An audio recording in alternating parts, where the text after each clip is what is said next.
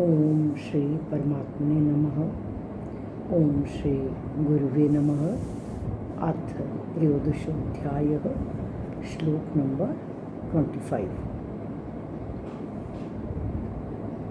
हमारा पिछले श्लोक में था कि कुछ लोग ध्यान योग के द्वारा, कुछ सांख्य योग के द्वारा, कुछ कर्म योग के द्वारा अपने आप से अपने आप में उस परमात्मा तत्व का अनुभव करते हैं।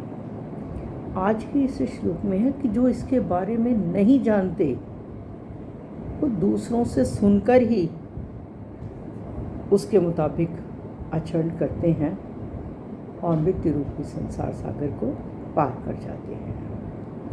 ये श्लोक है, अन्ये त्वेवं जानन्तः, अन्ये त्वेवं जानन्तः, श्रुत्वान्येभ्यः उपासते, श्रुत्वान्येभ्यः उपासते, तेऽपि चातितरन्त्येव, तेऽपि चातितरन्त्येव मृत्युं श्रुतिपरायणाः, मृत्युं श्रुतिपरायणाः। इसमें अन्य के बाद जो वर्ड है त्वेवम जानन्तः, तू प्लस एवं प्लस अजानन्तः। तू का मतलब परंतु, एवं इस प्रकार जो पिछले श्लोक में आया है, ज्ञान योग, सांख्य योग और कर्म योग। अजानन्तः नहीं जानते। श्रुत्वान ये भय, यह वर्ड है श्रुत्वा प्लस अन्य भय। श्रुत्वा का मतलब सुनकर, अन्य भय दूसरों से, उपासते उपासना करते हैं कि दूसरे लोग, अन्य का मतलब दूसरे, जो कुछ लोग जो ज्ञान योग, सांख्य योग और कर्म योग को नहीं जानते, परंतु दूसरों से, कौन से दूसरे पुरुष हैं? जीवन मुक्त पुरुष, ज्ञानी जीवन मुक्त पुरुषों से सुनकर ही उपासना करते हैं। आगे कहा है, तेपि चाति तरन्तेव, ते प्लस अपि प्लस चाति तरन्तेव, च प्लस अतितरंती, अतितरंती का मतलब तर जाते हैं। और उसके बाद कहा है एव, वे भी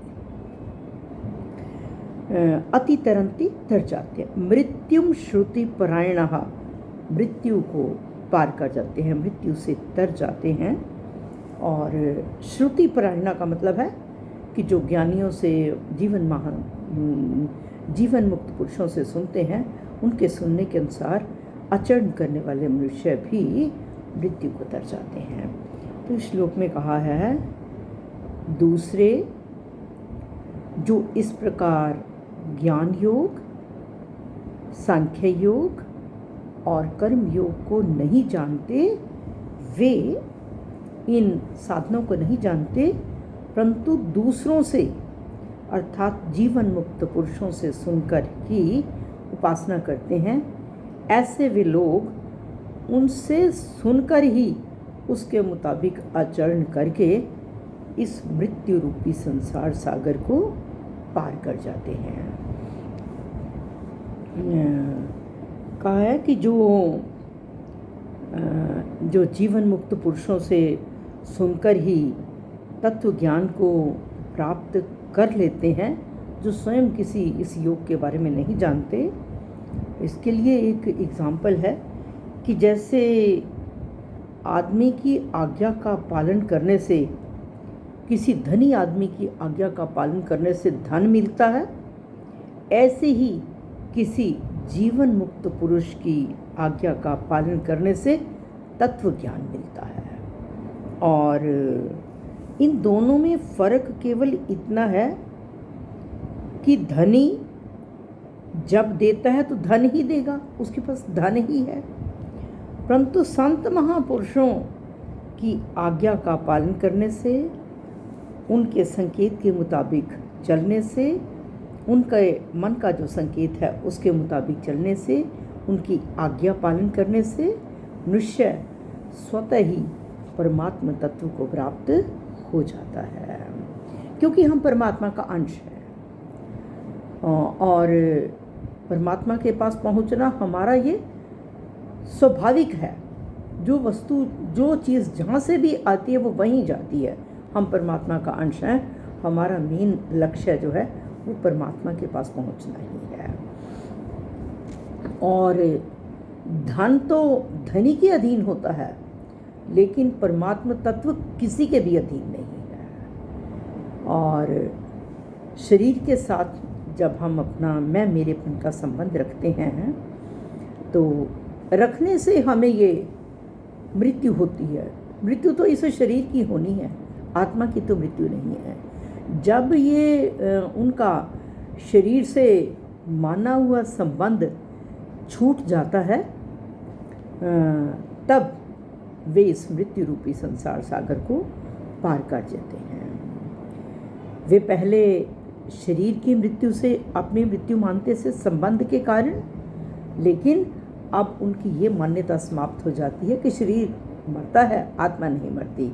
तो इसलिए कहा है कि वे उस यही है कि वो इस शरीर की मृत्यु है, आत्मा की मृत्यु नहीं है, वो इस चीज़ को अनुभव कर लेते हैं। और ये जो वेदों को सुनकर साधक आचरण करते हैं या जीवन मुक्त पुरुषों से सुनकर, उनके भी 3 श्रेणियां हैं।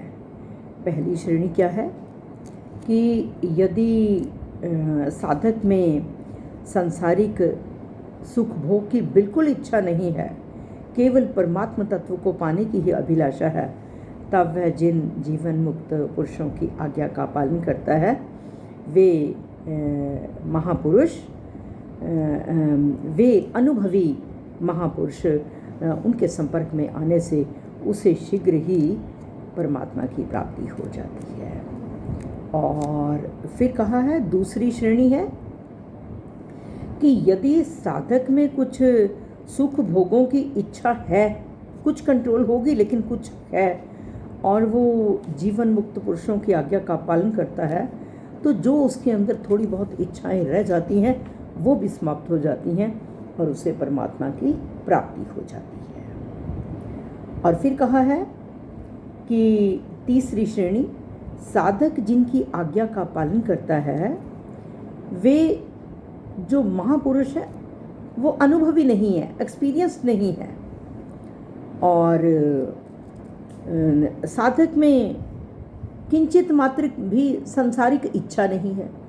जिनके संपर्क में आता है वो एक्सपीरियंस नहीं है, लेकिन साधक की अपनी कोई सांसारिक इच्छा ही नहीं है, उसका उद्देश्य केवल परमात्मा की प्राप्ति का है, तो फिर उसे भगवत कृपा से परमात्मा प्राप्ति हो जाती है। भगवान तो उसको जानते ही हैं कि मेरा भक्त कैसा है, और अगर किसी कारणवश किसी संत या महापुरुष के प्रति हमारी श्रद्धा नहीं रहती, हमें उसमें दोष दिखने लगते हैं, बस केवल साधक फिर दोष ही दोष देखता है, गुण उसको दिखते ही नहीं, तो फिर है इसका कारण है कि वह जो महापुरुष है, महापुरुष तो गुण अवगुणों से ऊपर उठे हुए होते हैं, उन्हें तो कोई फर्क नहीं पड़ता, लेकिन साधक अपनी श्रद्धा के अनुसार, जैसी सी उसकी श्रद्धा है उसके मुताबिक, अपने अपने भाव के मुताबिक देखता है। भगवान कहते हैं ये यथा माम प्रपद्यन्ते तांस तथैव भजाम्यहम्, कि जो जिस भाव से मुझे भजता है मैं उसको वैसे ही अपने शरण में लेता हूँ। तो यहाँ पर मनुष्य का भाव है, और मनुष्य जिस भाव से देखता है उसी भाव से उसका संबंध हो जाता है। अवगुण देखने से उसका संबंध अवगुणों से हो जाता है, अंदर अवगुण ही अवगुण भरने लगते हैं। और साधक को ये चाहिए कि वो महापुरुष की क्रियाओं पर, उनके आचरणों पर ध्यान न देकर केवल पूरी तरह से तटस्थ होकर उस परमात्मा प्राप्ति की अभिलाषा पर ध्यान रखे।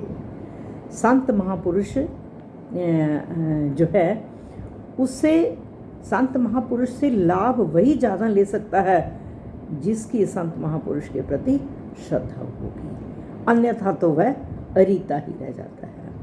और हमें ये पूरी सावधानी रखनी चाहिए कि हमारे से किसी प्रकार की संत महापुरुष, जीवन महापुरुष की निंदा ना हो। अगर इस तरह से कुछ हो जाता है तो वो व्यक्ति कभी भी अपनी उन्नति नहीं कर पाता। तो हमारे आज के इस श्लोक में जो कहा गया है कि जो लोग ज्ञान योग, सांख्य योग और कर्म योग के बारे में नहीं जानते, वो दूसरों से सुनकर ही, जीवन मुक्त पुरुषों से सुनकर ही उनके मुताबिक अपने जीवन को ढाल लेते हैं और वो परमात्मा प्राप्ति कर लेते हैं। श्री कृष्ण अर्पणम अस्तु।